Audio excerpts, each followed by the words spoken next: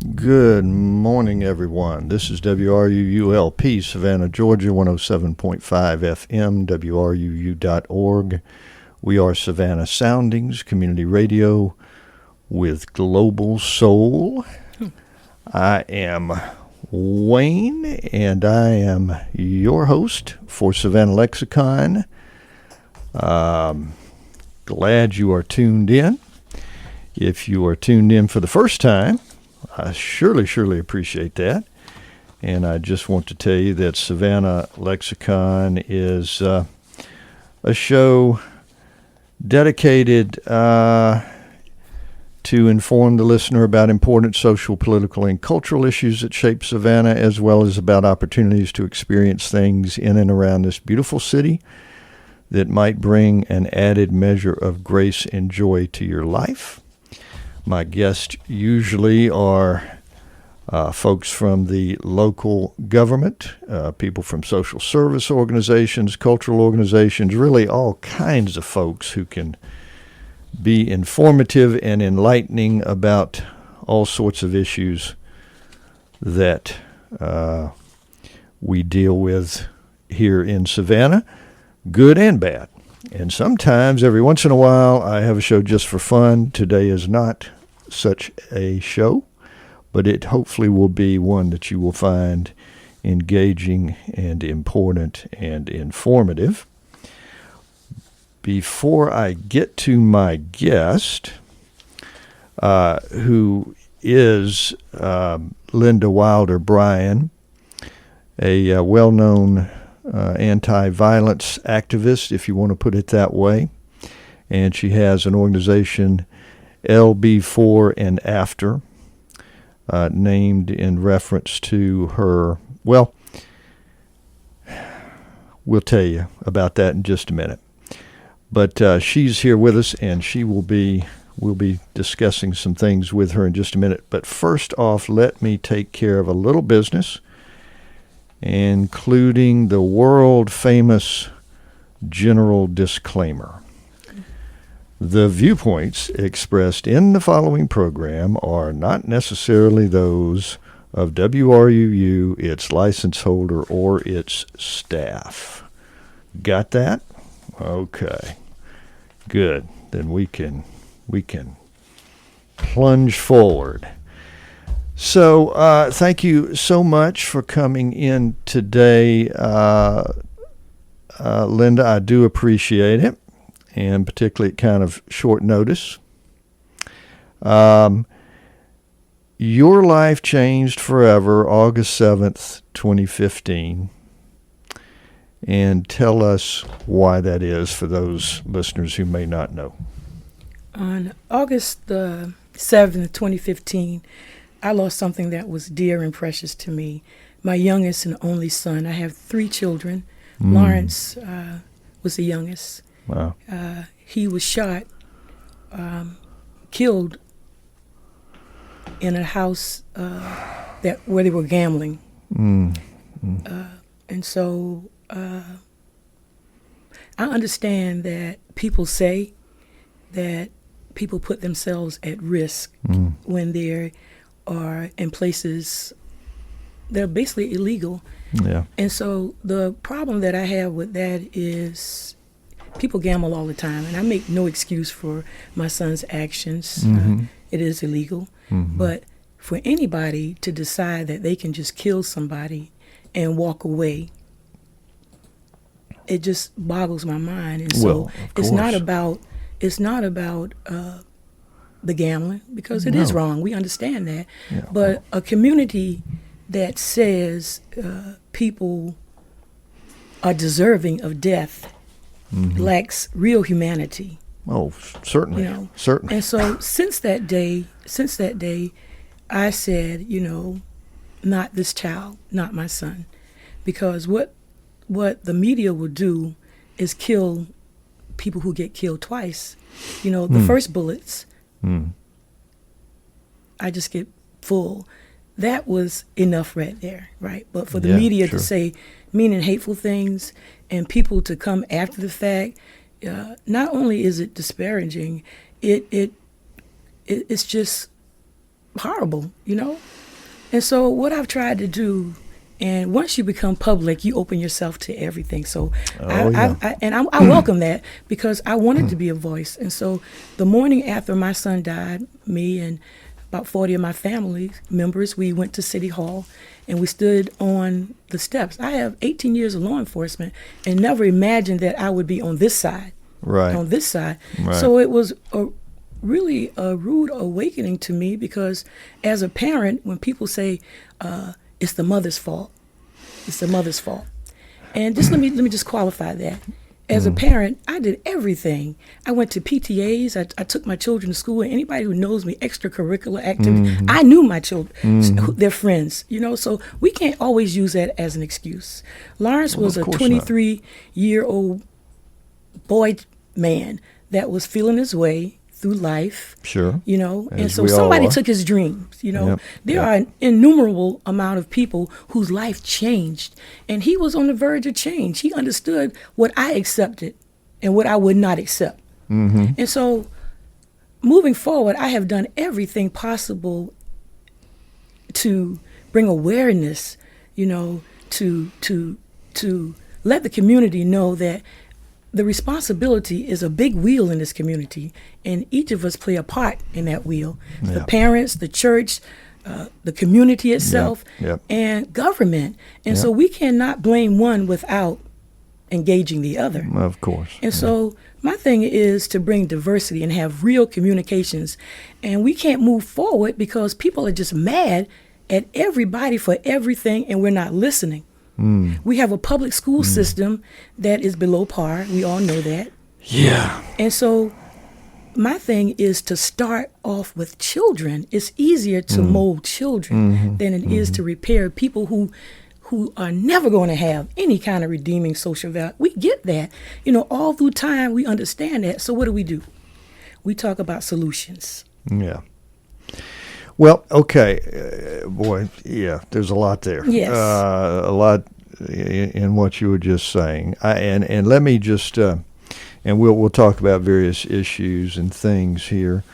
I do want to go ahead just while we're at it, and I hate to belabor the point, but it is certainly worth noting that just a few days ago, this piece of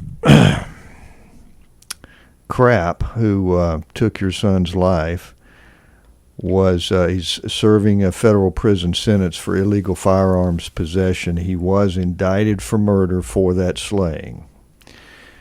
By the way, and boy, I'm not going to call him what I'd like to call him straight out, but I guess piece of crap is as close as I can get on air. But you know, and it's also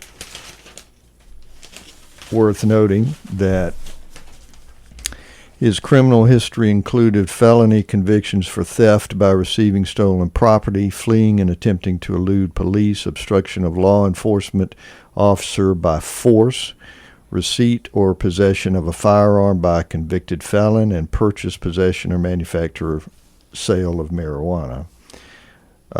So he was in jail for that already. Yes. And the trial came up for murder here concerning your son. And a true bill.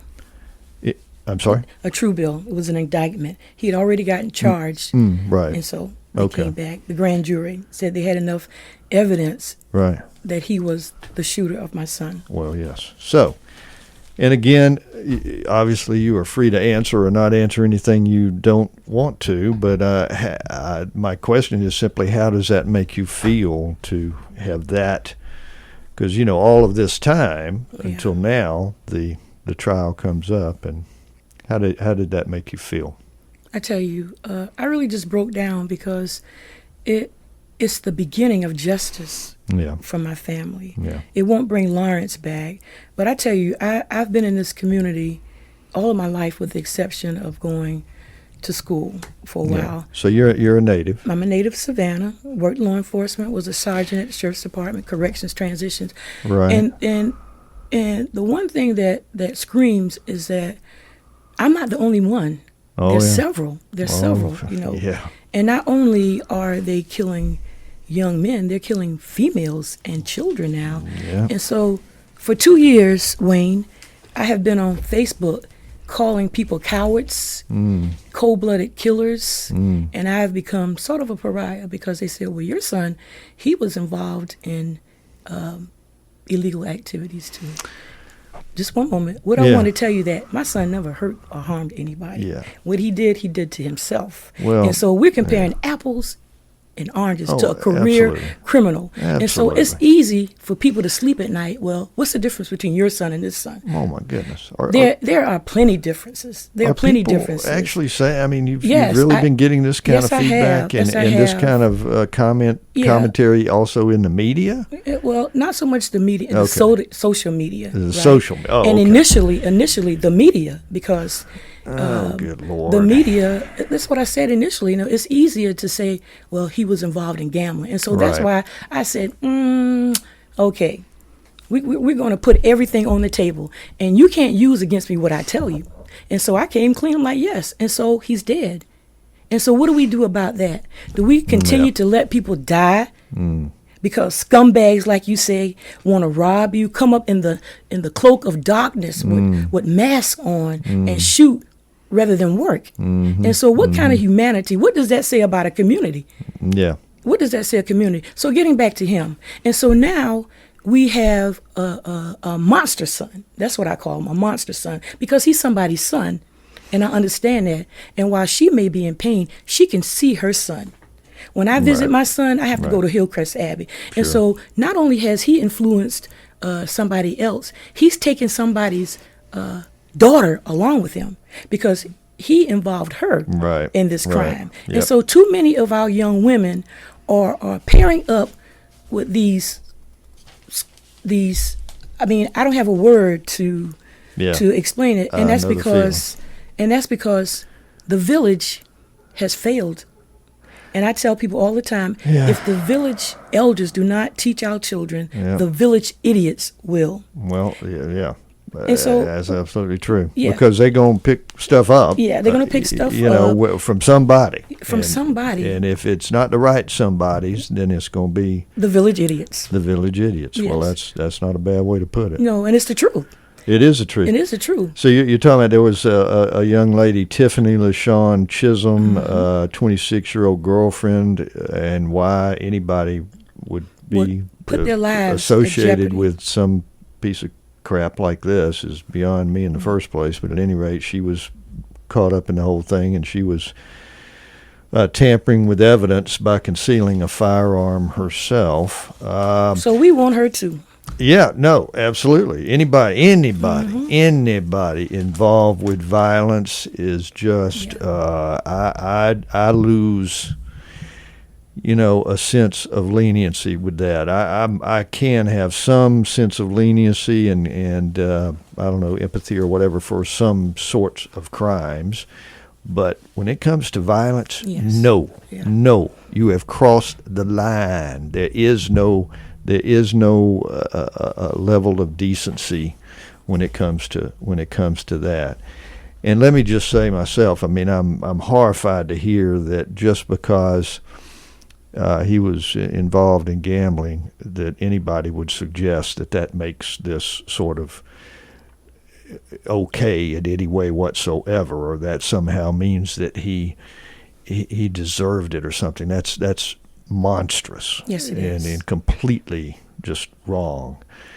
There are so many of moms out there, and fathers and brothers and cousins and uncles and everybody anymore. I know that you, of course, know Brenda Johnson Curtis, yes, too. I do. And she is, both of y'all are involved also. You've got your own organization, LB4 and After. But you're both involved, I think, with Moms, which is Mothers of Murdered Sons of Savannah. And she, too, lost someone in somewhat the same fashion. Her son, Ricardo James Morris. Yes.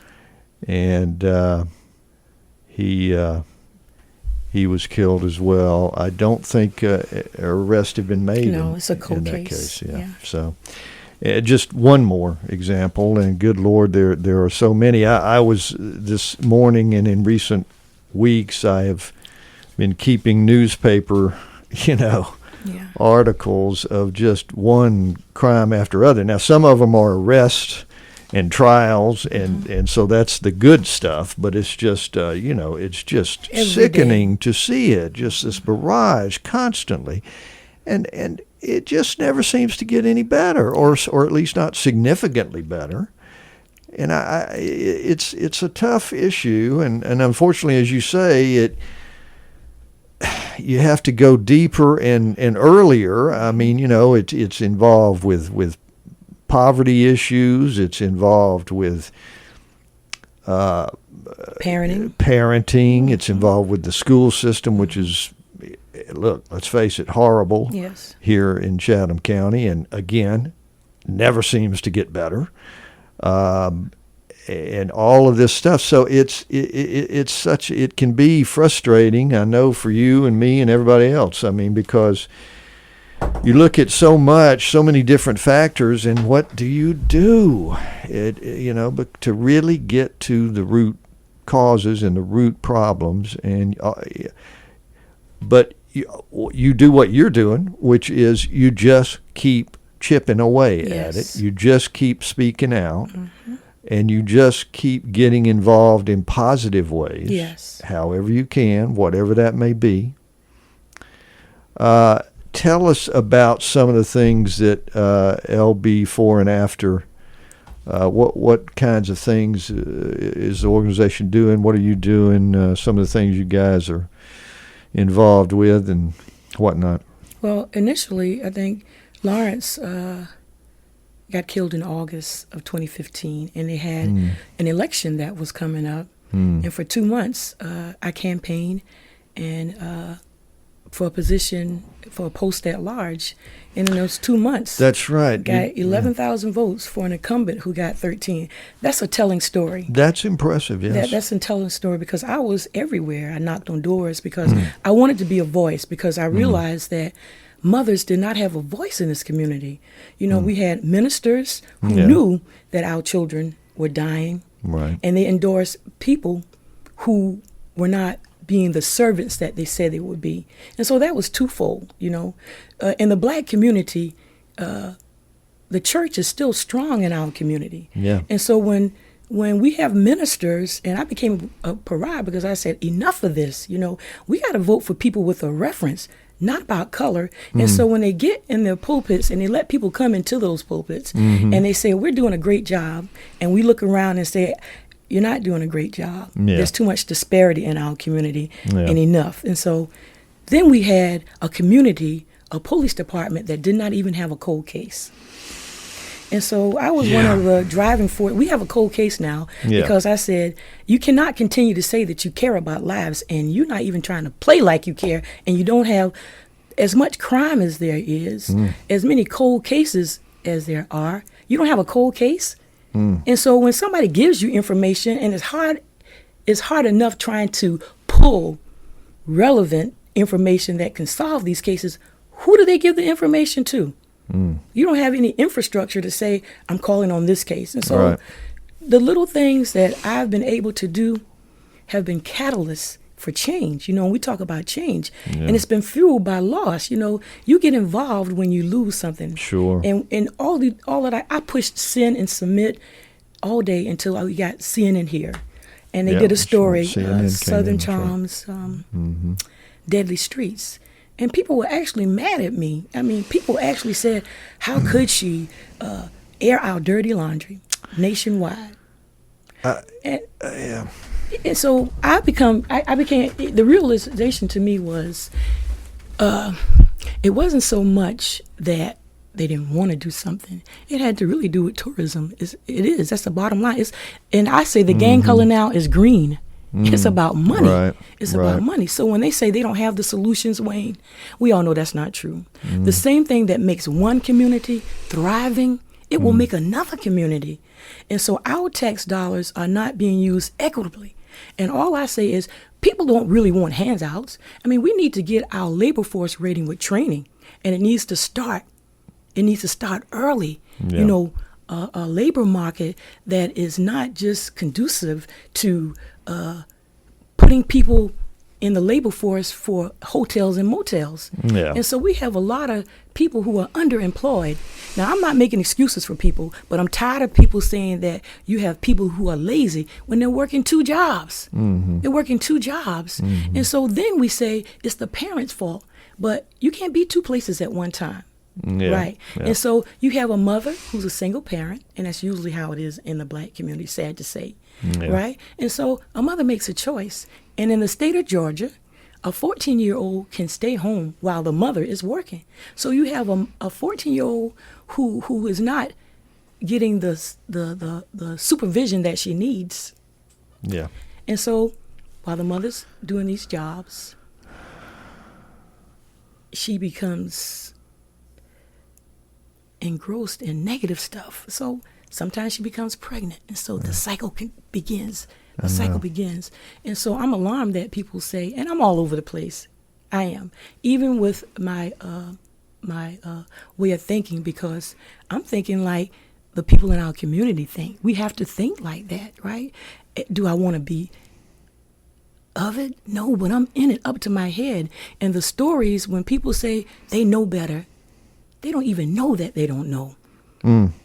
And so how do you tell somebody, and how do you say that they know when you have a 14-year-old who's a parent now, who's a mother, and she doesn't have the skills to do what she needs to do? Yep. And so I say this because the solutions that we used to have in the community, the after school programs, you know, we've taken that. That was some type of supervision while the mother worked. Mm-hmm. And so we need to go back to old school. I'm not trying to reinvent the wheel. I'm just trying to say that there are solutions. You know what the solutions are. You gave money, $32 million for a parking garage. Yeah. You cut services, emergency services from DFACs, right? You defunded programs, after school programs. And so when we say the parents are at fault, we got to blame government too. We got to blame the churches who have become... There's blame to go around. It's blame for sure. to go around. Yeah. But we have to... I understand that. We got to stop talking about the blame. And I understand that because we can blame all day long. I can sit here for 2 hours and talk about blame. Yeah. But we're trying to walk our talk. And so the Band-Aids that people say that we're doing, feeding the homeless, that's not a Band-Aid. People are hungry. When we do events with Save Our Youth Savannah and PAC, those people do not stand in line if they're not hungry. So what we try to do, I'm just not feeding them to feed them. I'm feeding their stomachs and I'm feeding their brains to tell them that there are options. Yeah. And the best option you have right now is education. It's education. You know, they have all kind of tags where you can get anywhere from where, you can go any place from where you are. And so that's what we do. We build on self-esteem. We build on self-esteem. Good. The gangs here, there've always been gangs, but now they're more prevalent. Yeah. They're more dangerous Certainly because they're are. taking our children. They're taking our children, and they're making monsters out of them. They're making animals out of them.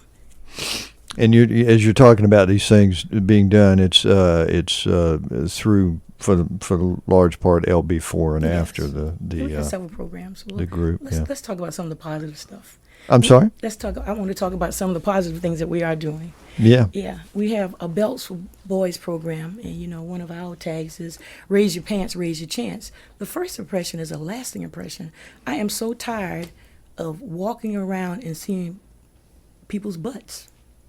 Yeah. You know? Me too. I'll second that. It is. And you know, I'm tired of seeing people walk like penguins. Yeah. Yeah, and you see white kids, black kids, Hispanic kids. And so we got to go back to grooming. And, you know, a long time ago when we were growing up, people said that, you know, our parents and neighbors and teachers always told us, you don't have to be poor and let people know it, but you do have to be clean. And whatever you have, you take pride in that. These big T-shirts and pants, you know, people say that's a gang kind of insignia, right? I don't believe that to be true. You can say people who wear torn off jeans are in a gang. It's a style for them. And the style is there because nobody's told them that you don't have to look like everybody. Yeah. But how many people do you know, people who have money, are wearing these jeans with holes in it? Yeah. So, you know, when people say associate clothes with something, it's easy to describe people. But what we try to do is to get your first description, your appearance, to be neat, well-groomed, and pulled together. Yeah. And you know, my limited sense of this is that really when people do that after sort of not living like that for some period of time, they feel better. Yes, they do. They feel better about themselves, and they just kind of perk up, and you know, I mean, it's just kind of a natural phenomenon, it seems. Exactly. So that's a very interesting and probably more effective than one might imagine way to start. Yeah, it goes lower than that. It goes lower than that. It's like you said, I work in an environment where we do health and safety. You know, that's my job, my livelihood. And we go to root causes, and you said that initially. So we got to go to the root causes. Yeah. Yeah, and we understand that it's parenting. But we can't blame children who don't have good parents. And that's where the school comes in. Yeah, got to have some school scenario for sure. Yeah, and so, we know there's sorry parents, there's worthless parents, there's parents who just don't care. But what do? We lose children because of that? Yeah. We got to do, all of us have to do better. So we do Chess No Mess. That's another program. What is it? Chess No Mess. My son was an avid chess player. He won big trophies and awards. Because, yeah? And so we get children to think and have conversations. And that's what's going to change when we redirect their thought patterns. Yeah. Instead of blaming them, we want to embrace them. Now, it's easy to work with kids who already get it. Yeah. We have to find ways to engage kids who don't. Yeah. And there lies our problem. Yeah. And so anything and everything that LB4 could do, that's what we tried to do. And there's nothing wrong with being Band-Aids. People minimize Band-Aids, but Band-Aids stop the bleeding. Yeah. I mean, you got to do what you can do. Yeah. You know, it's all relative. It's all relative. It's all helpful. You know, a Band-Aid is, like you say, a good thing for at least. I mean, it may be a limited way, but enough Band-Aids. So, amazingly enough, I've been one of the stronger proponents in this community that talked against government, you know, and what they could do. Yeah. But I found out that I got on the board of the Arts and Cultural Commission here in Savannah. And I think that's just awesome because we want to bring arts into the schools, you know. We want to show children another way, you know. I'm so tired of the rap and the negative portrayal of females in our community, and that's why that young lady got involved. She thought it was easy and it was nice to be with... and it was cool. It was cool. No, it's not cool. No, it ain't cool. Yeah, so we got to cool in the redirect slightest. that, right? Yeah. Her coolness ultimately will probably lead to a life of incarceration. Yeah. Now, I've been told, you know, maybe this is her first chance. Well, this is a chance that mattered most to me. Yeah. I don't care about it being her first chance. She's involved with the worst thing that you could possibly, one of the deadly sins, the homicide. Oh, how do you sleep at night for 2 years? Can't get any worse than that. Yeah, and so I don't care. And, you know, just like I said, I don't care. Yeah. I want a life for life. And when Lawrence can get out of his grave, he can get out of prison. Yeah, there you go. I don't think that's going to happen. And so we have to call it what it is. The ones that we can save, we're going to do everything in our power to save. But the ones who I say, who the community knows that they've killed somebody, we want them off the street forever and ever. You got that right. I agree with that. Okay. We are going to have to, we're at about the halfway mark here, and we're going to need to take a short breather. We are having a good discussion with Linda Wilder Bryan, who works in various ways, all sorts of ways, to combat violence and the underlying conditions that help it fester. But we're going to take a short break, and we won't be going long. I will tell you before we break that this is WRUULP, Savannah, Georgia, 107.5 FM, WRUU.org. We are Savannah Soundings Community Radio with Global Soul. So hang with us just a minute, and we will be back with Savannah Lexicon and more conversation with Linda Wilder Bryan.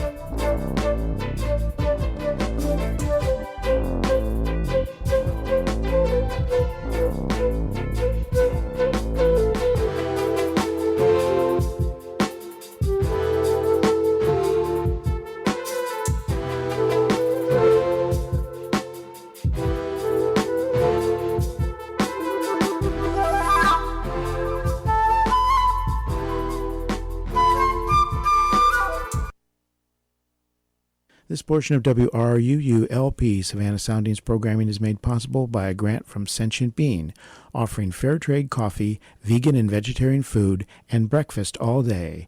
Located at 13 East Park Avenue, across the street from the tennis courts at Forsyth Park.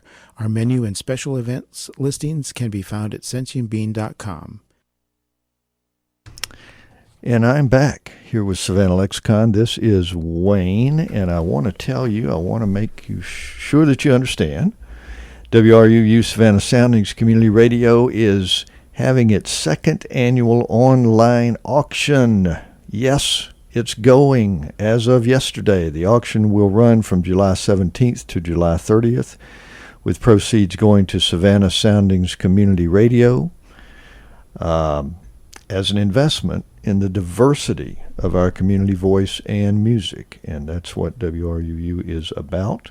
The wide range of auction items from Savannah businesses will guarantee to delight and surprise. To join the online bidding fun, follow the link found at WRUU.org. All right, and talking, if you just happen to be tuning in, welcome in to Savannah Lexicon here on WRUU. Talking with Linda Wilder Bryan,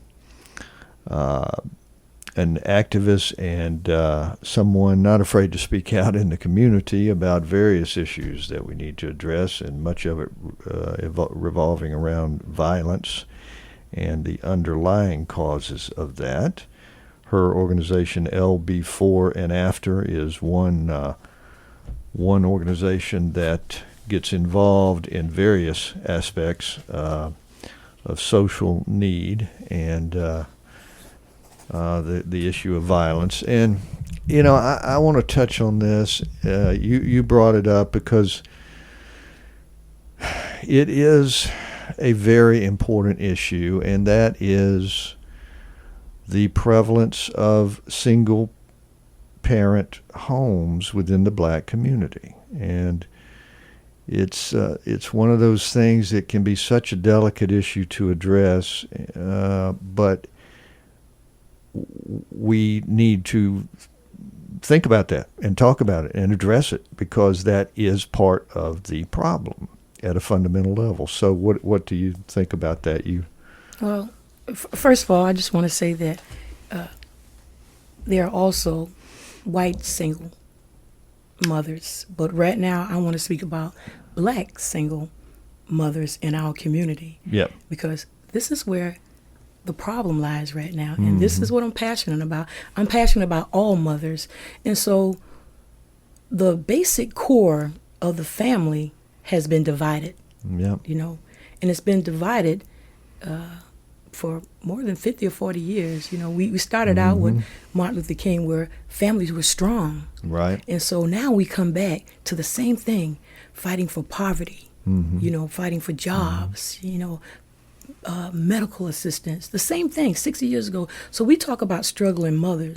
And I know we can't help children unless we help these overwhelmed mothers. And so I try to create a program where we found 100 strong mothers in a community to pair with 100 mothers who are struggling, trying to be better mothers. Because I found out if we could invest in mothers, we can impact children. We can't work one without the other. Absolutely. So we've got to work with these mothers. Yeah. And so we had, when we got together at a church with several people in the community who were psychotherapists and doctors and attorneys and educators and people who worked at DFACS, the most amazing thing that I said, imagine if we could get 100 mothers who had 2 or 3 kids. We would be impacting thousands of children. Yeah. And so you have people, Wayne, who say single mothers is an epidemic. Well, the President of the United States was nurtured and mentored by a single mother, President Obama. Yeah. And so we can't use that as an excuse, but we have to help these mothers, and they need help because they can't go to PTAs if they're working, right? And so for me to know that all they need is a little bit of help, just a little bit. You got parents who don't know how to be parents. You got grandmothers who are 30 years old. Yeah. Wow. And so the cycle continues because they don't even know that they don't know. But and, So and training. I agree, and I'm again touching on delicate territory for sure. But you and I were talking, during the break, and these things need to be talked about and discussed and addressed, by So we can everybody move and anybody forward. who's Yeah. part of a community. Yeah. And but we even take it a step back. Why so many one parent, white, black, whoever it is? Why are there so many? Because that's the first step. Well, But, I can tell you one thing, that we have a significant amount of black men who are incarcerated. yeah, We have that's men who that are would homosexuals. play a part. We have men who marry white women, and I'm not saying anything against that, but that narrows a lot down of who you actually have less to be in households with these children, And so I don't want people to be in a relationship with somebody, white or black, that's bringing nothing to the table. And so we have a lot of these women who who have men in the household who are bringing nothing to the table. Nothing, absolutely nothing to the table. And that's the truth. And so I would rather for a parent to be single and not bring people in your household. You're sleeping with the enemy. We have so many cases of incest, you know, and so there's so many. Well, it's another it's criminal another issue. I have I'm just absolutely saying, no sympathy for. But no, not at all. Yeah. The scourge of the earth. But what I'm saying is that devalues a child's psyche. Sure. You know, and so that cycle cannot be broken. And so you have another child who ultimately wants to have another child for love. And so Lord. we got to start early. People are against sex education in the school. Well, that's another topic that people don't want to talk about. No, but once the horse is already out of the gate, what do you do? Yeah. We can't keep having, if you can't take care of one child as a single parent, you cannot take care of 3 or 4. And so sure. there are just so many issues, you know. We are not a problem people. We are just people with a lot of problems. And nobody wants to talk. So the message that you hear from Linda Wilder Bryan does not change. The white people get the same message from Linda. The brown people get the same. And my people especially. I'm really hard on my people because I'm tired of them not wanting to accept our faults. Our faults. You know, and it doesn't matter what color you are. You have to own up what is so that you can move away from what isn't. And so when we are brutally honest with ourselves, when we say, I get that, I own that, what do? So we have to have programs to teach people who don't know. We cannot get around helping and doing better in this community if we want to see real change. And real chances for change when we have these hard conversations with white people and black people, and we all sit to the table and we take something from the table that we could not even imagine exists, but it does exist. And poverty and crime are married to each other. We got to separate that. We've got to train people, give them skills so the quality of their life changes. We can't move beyond that. So these single mothers, we go back to the single mothers who have created an environment where their children are feeling worthless. Can you imagine that? That children will rather fight and stay at home and not go to school because their clothes aren't clean or they don't have on Jordans. And I tell people that all the time. Mothers will stand in line to buy tennises that their kids will not be able to wear in 2 or 3 months. Right. But they won't go to meetings. Yeah. You know, they won't go to community town hall meetings to tell those people who say they are servants. And so when I go to these meetings, I don't go to bash white people. I go to see what kind of juice that they're using. So that we can get the same kind of things that go on in our community. Well, I can tell you right now, if you're not there, then you're not going to be represented. And I don't care what people have in their communities. Kudos to them. All I'm saying that the disparity is there, and we should not in Savannah. This is a beautiful city. Everybody should be able to enjoy it. We should not go 2 blocks over and see blight and boarded up buildings. You know, that's just, I don't see how people could sleep at night. And so what I say to one group, I say to the other. We all got to do better. We got to stop blaming people, and we got to put money in the community so that our children see faces of people that look like them, so that they are encouraged so that they can do better. To not see that means that it cannot exist, and it does not exist. And so I have conversations and I tell children, you got to vote. You got to vote. You got to vote. And you got to hold people accountable and say, what about us? And so it's okay to put dollars in a community that's thriving, but it's harder. It's harder. It's more work, root causes, when you don't put anything in that you don't have a vested interest in your entire city. That's doable.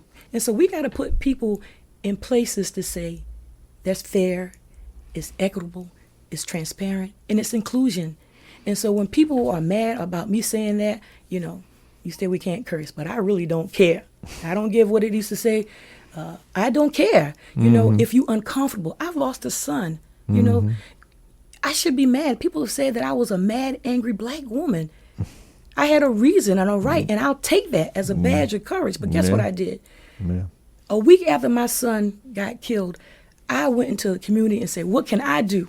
Because I don't want another mother to go through this horrific experience. I've been called fake, and it doesn't matter to me because I put myself out there, Wayne, to say that I want better and I want to make a difference. So I can take it and I let it roll off my back.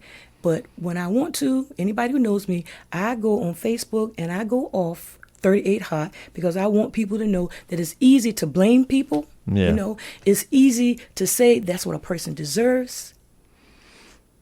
It's not easy to work. And you cannot stay on Facebook and push like. That's not your civic duty. You got to get out there, you got to do something, and you got to make a difference in our corner of the world. Yeah. So on August the 6th in Forsyth Park, this will be the second time we've done this. We do a celebration of life because I said evil can't win. And what we do it for love and living sons. There's nothing else that I could do for my son because he knew church, he knew vacation, he knew me eating meals at the same time. He knew what family meant. His DNA pool is from the same father, the same mother. We took our children to church. Right. We did things. So, when people say, what about the parents? I knew that I was a good mother. And I did everything. And so we can't blame mothers all the time. Children make choices. And when we educate them and we tell them, and they go out in the world, our prayer is that they make good choices. And when they don't, they should have an opportunity to rectify anything that they've done. But when you kill somebody, you take away. My son had dreams. He had hopes. He had desires. He had a son. We had a legacy. He has a son that's name is Lawrence Bryan V. And so everything that I do is for his legacy. And how old is he? He is 3 years old. Oh, okay. But I can tell you my son took him to all of his doctor's appointments. Yeah. He taught him all the things that he knew in his life because he knew he wanted to be a good father. Yeah. And so that's the kind of pictures that I painted. I'm like, here's a son, who's in the doctor's office. Here's a son with communion clothes on who took his first communions. And so I wanted to say, yeah. And so people say, all of these people get killed, their sons get killed, and they say, he was a good son. So if he's a good son, why did he die? Because, just crazy stuff. But again, I say, I had a good son, and I'm very proud of Lawrence Bryan IV. And it's because of him and how I taught him to be a giver, him and his sisters. That's why I give, and I'm going to keep giving until my last gasp, until our last breath. Because that's my commitment to a community that I want to see flourish and grow. And Wayne, we can't have those conversations unless diversity is involved. And that we sit to the table and we're not the only people who are getting 8. And right now, my community is getting 8. There are things that are happening in this community that they say are great. Great things are happening. And great things are happening in Savannah, just not for everybody. Yeah. And so when we say great things, we want that to encompass the entire community. And for people not to be mad that people want better and they want their quality of life to be the same quality of life that their tax dollars is getting. Nobody should be mad about that, Wayne. Nobody should be mad about people, single mothers, wanting a come up. Yes. All right. Well said. All right. We're going to have to leave it there, I think. Lord knows we could carry on for another hours and hours probably, but you have certainly brought up some interesting perspectives, and I'm personally, at least, will speak for myself, I'm very happy to have you in the community and somebody as involved and caring as you. I'm sorry that what happened is, you were involved in the community in a positive way before that, yes, but I'm sorry that had to kind of kick it in high gear as far as the reasons behind that. But at any rate, the organization LB4 and After, is there a website or anything or not? Chelsea Beck, she's a Mothers from Voices. Okay. We're working with a whole bunch of mothers. Mothers Demanding Action with Ann Allen Westbrook and Lindsay Donovan for better gun control, right? Yeah, right. But the website will be up in a couple of days, but I do want to let people know that on the first Sunday in August, we'll be at Forsyth Park. Okay. With school supplies and haircuts and personal care items for not only the children in need, but for the homeless. And so I'm all over the place, and people have called me a garden variety social activist. And until I get it right, we just going to stop picking weeds out this garden. You cannot see one thing and not be involved in the other. There's plenty of work to be done and I by all apologize of for us. being all over, and that's just where my head is fine. right now. That's absolutely fine. No need to apologize at all. Yeah. So thank you for this opportunity. Certainly my pleasure, and maybe we can do it again sometime. All right, listeners, we're going to break away for the final segment. Don't go anywhere. I've got a few little announcements and stuff to talk about, as I normally do here in the last part of the show. So hang on with us. Brief little interlude, and we'll be back. And thank you so much again for coming in. Thank you so much for inviting me.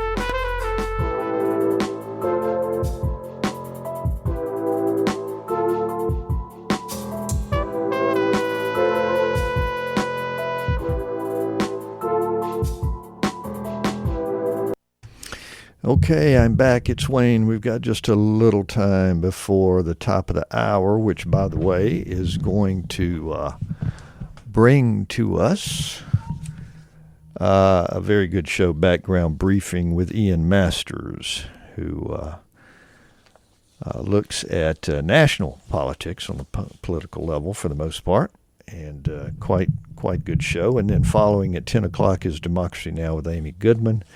So a heck of a back-to-back combo after Savannah Lexicon. So much. I had so much here to try to talk about today after talking with my guest, Linda Wilder Bryan, and there's no way that I'm going to get to all of this at all. Let me do this for one thing. I'll see what I can get into. I did notice, and I hope many of you did, that this past Sunday there was a wonderful letter to the editor in the Savannah Morning News from Scott Waldrop's mother. And of course, Scott, the young man, one of the young men that was killed here July 4th. Horrible mess.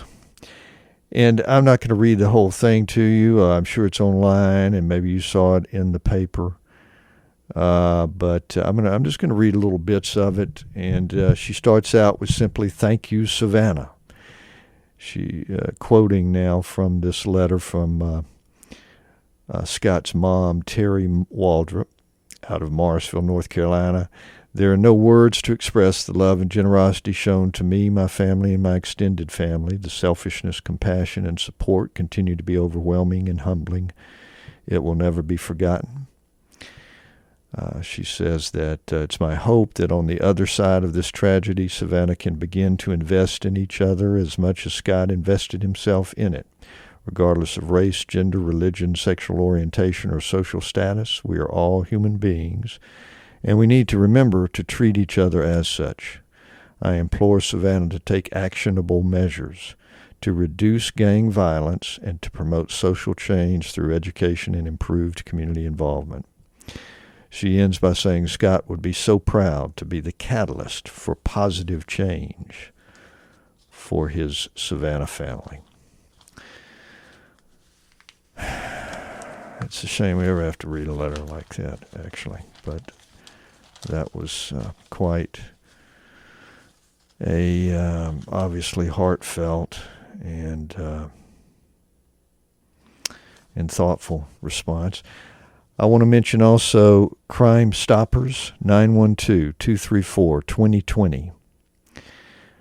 It is completely anonymous. People, be involved. If you know something's going on, if you are aware of criminals, if you're aware of gang members doing crimes, Crime Stoppers, 912-234-2020. Completely anonymous. No recording. No tracing. Completely anonymous. We need to start pointing our fingers at these